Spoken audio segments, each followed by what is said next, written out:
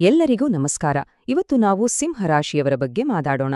ಅವರ ಜೀವನದಲ್ಲಿ ಒಂದು ದೊಡ್ಡ ಬದಲಾವಣೆ ತರಬಲ್ಲ ಒಂದು ದೈವಿಕ ಹಾದಿಯ ಬಗ್ಗೆ ಬನ್ನಿ ತಿಳಿದುಕೊಳ್ಳೋಣ.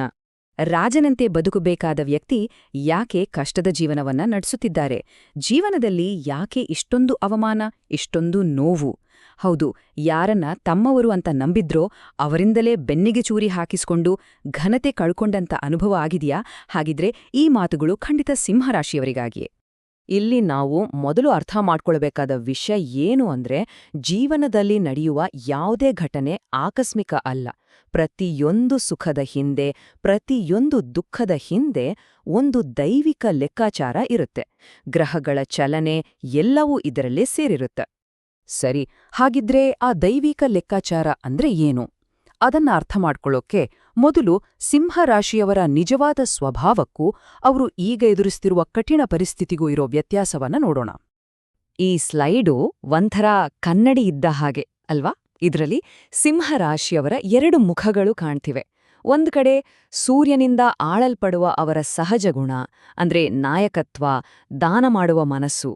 ಇನ್ನೊಂದ್ ಕಡೆ ಇತ್ತೀಚೆಗೆ ಅನುಭವಿಸಿದ ನೋವು, ಅವಮಾನಗಳು ಅವರನ್ನೇ ಶಕ್ತಿಹೀನರನ್ನಾಗಿ ಮಾಡಿದ ಹಾಗೆ ಆಗಿದೆ. ಹಾಗಿದ್ರೆ ಇಷ್ಟೆಲ್ಲ ಕಷ್ಟ ಯಾಕೆ ಬಂತು? ಇದರ ಹಿಂದಿನ ಕಾರಣವಾದ್ರೂ ಏನು?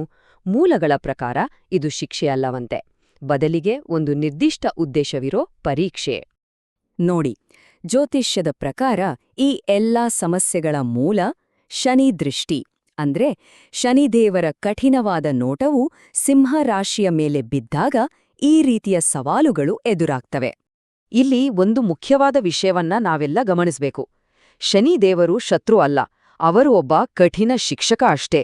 ಹೇಗೆ ಬೆಂಕಿ ಚಿನ್ನವನ್ನ ಶುದ್ಧ ಮಾಡುತ್ತೋ, ಹೇಗೆ ಒತ್ತಗ ವಜ್ರವನ್ನ ಸೃಷ್ಟಿ ಮಾಡುತ್ತೋ, ಹಾಗೆಯೇ ಅವರ ಪರೀಕ್ಷೆಗಳು ನಮ್ಮೊಳಗಿನ ನಿಜವಾದ ಸಾಮರ್ಥ್ಯವನ್ನ ಹೊರಗೆ ತರಲಿಕ್ಕೆ ಅಂತಾನೆ ಇರೋದು. ಸುಮ್ನೆ ಪರೀಕ್ಷೆ ಅಷ್ಟೇ ಅಲ್ಲ, ಈ ದೈವಿಕ ಪರೀಕ್ಷೆ ಇದೆಯಲ್ಲ, ಇದು ತುಂಬಾನೇ ಅಮೂಲ್ಯವಾದ ಪಾಠಗಳನ್ನ ಕಲಿಸಿದೆ. ಹೌದು, ಸುಖವಾಗಿದ್ದಾಗ ಕಲಿಯೋಕೆ ಆಗದಂಥ ಜ್ಞಾನವನ್ನ ಈ ಕಷ್ಟದ ಸಮಯ ತಂದ್ಕೊಟ್ಟಿದೆ.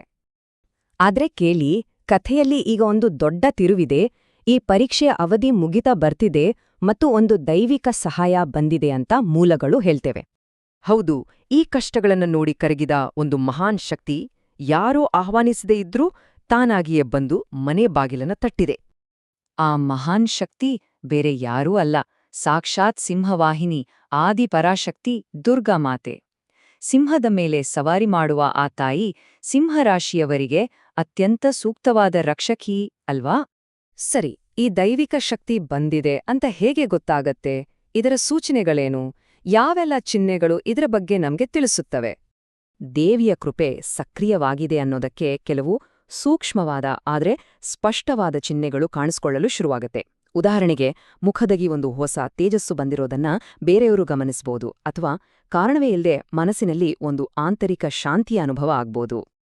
ಹಾಗಿದ್ರೆ ಬಂದಿರೋ ಈ ಸಕಾರಾತ್ಮಕ ಶಕ್ತಿಯನ್ನ, ಈ ಆಶೀರ್ವಾದವನ್ನ ಉಳಿಸ್ಕೊಳ್ಳೋದು ಹೇಗೆ?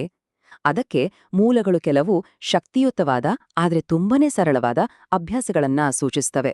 ಇವು ದೈವಿಕ ಶಕ್ತಿಗಳೊಂದಿಗೆ ನಮ್ಮನ್ನ ಸಮನ್ವಯಗೊಳಿಸುತ್ತವೆ.